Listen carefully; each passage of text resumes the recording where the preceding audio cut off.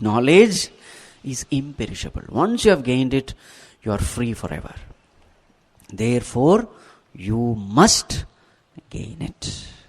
What will happen if you don't gain it? That is also important, isn't it? It's a master teacher. Lord Krishna that's why he is called Yogeshwara. What a teacher. So what should a teacher do? Number one, he has to inspire the student to gain knowledge. At the same time, he should also point out what will happen if the knowledge is not gained. Both ways. What will happen? Let us see verse number 3. Ashraddadhanav purushaha dharmasyasya parantapa aprapya mam nivartante mrityu samsara vartmani. Those people who are ashraddadhanaha, those people who are not having any faith in this teaching, there is no shraddha in them, no faith in them. Such people, Bhagawan says, alas, not attaining me, the infinite, they go back again to this finite world of birth and death. So here what is the qualification mentioned? Shraddha. What is Shraddha? Faith. So Bhagavan says, have faith in this knowledge. In the beginning you may not be able to experience that truth, but at least start walking with faith. Now in spirituality, this one term called faith is very, very, very, very important. That is why it is called Shraddhavan Labhate Jnanam. The one who has faith in this knowledge, he alone gains this knowledge. Now why is faith so much emphasized in spirituality? In other branches of knowledge, faith is not necessary because it can be proved. Should you have faith in science and technology? Faith is not needed because you can see the result. The very fact that I am able to browse the internet and gain infinite pool of information, that itself is a proof, isn't it? Faith is not necessary. Again, through mobile phones, I can speak to someone on the other part of the globe. You are seeing the result, faith is not necessary. So anything worldly, there is no faith necessary because it can be proved, result can be shown. But what about spirituality? In spirituality, results cannot be proved. Guru cannot say, see, look, that is God, therefore believe. He can't. So that is why Gurudev used to say, if you want to prove God, improve yourself. That's all. Guru can at the most show the path. This is the way. He can say there is some truth like this. You can also experience. But if you say, first let me experience, then I will walk the path. Sorry. Have faith, walk the path, and slowly, slowly this truth will be unfolded in your own heart. So what is the first step? First step is faith.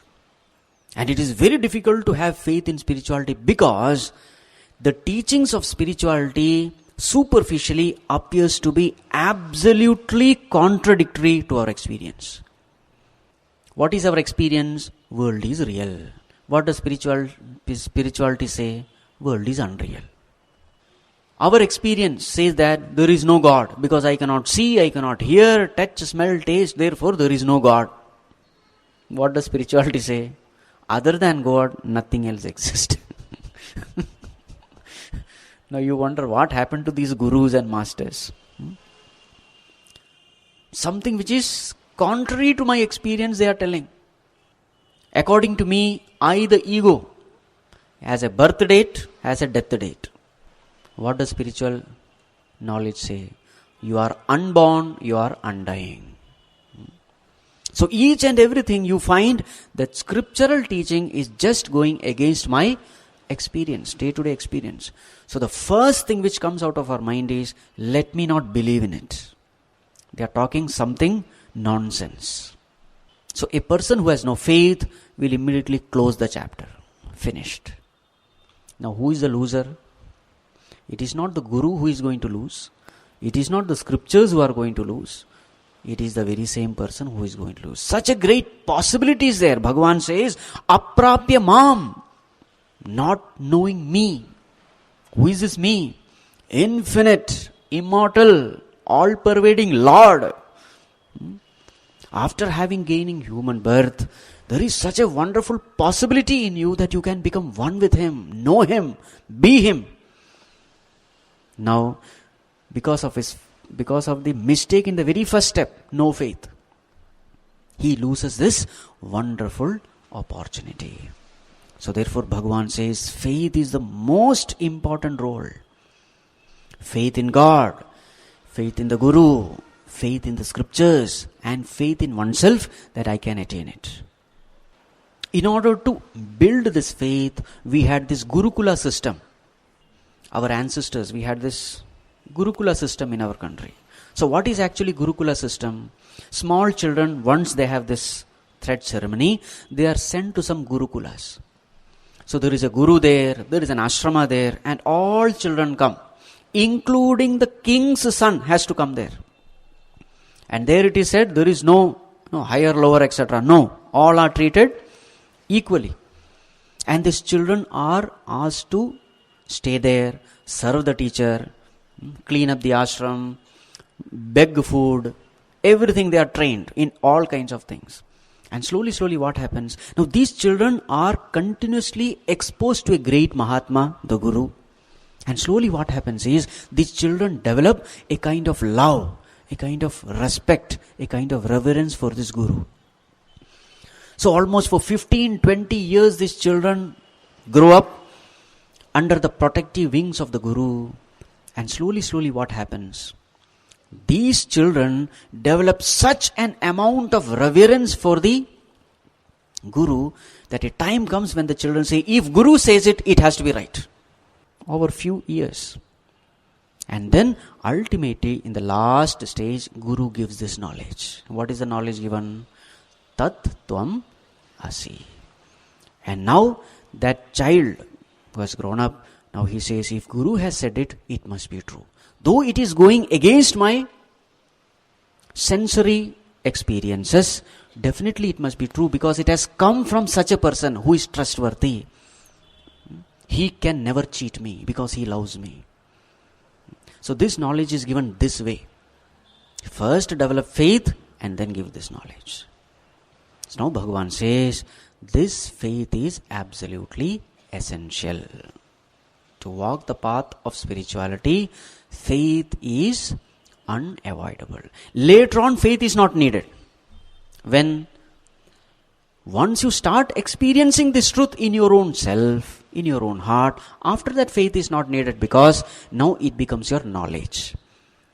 Once it becomes your knowledge, from then onwards, faith is not necessary. Faith is necessary only when there is ignorance. I don't know, but I have faith. Let me walk. So Bhagavan says, Arjuna, you have this also in you. You have faith in me. And what is the earlier one?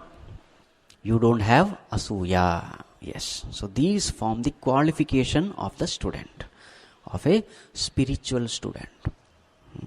Those who don't have this, ashraddhadhana purushaha mrityu samsara vartmani nivartante. Those people who don't have faith, they come back to this mrityu samsara.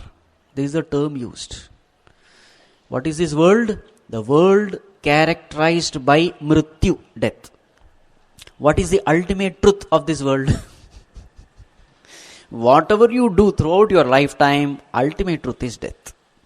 Therefore it is called mrityu samsara. How much ever great you may be, how much ever rich you may be, how much ever influential you may be, the final truth is only one. That is mrityu. Arjuna, this is the price which a faithless person has to pay by neglecting this knowledge. Therefore, I don't want you to neglect this knowledge. Give this knowledge the highest priority of your life. Then lot of mishaps will be avoided. Pain and suffering will be avoided. Come back to this knowledge as early as possible. Not after retirement. Not after life is finished. But the moment the life begins, start off. Never delay. This is the message.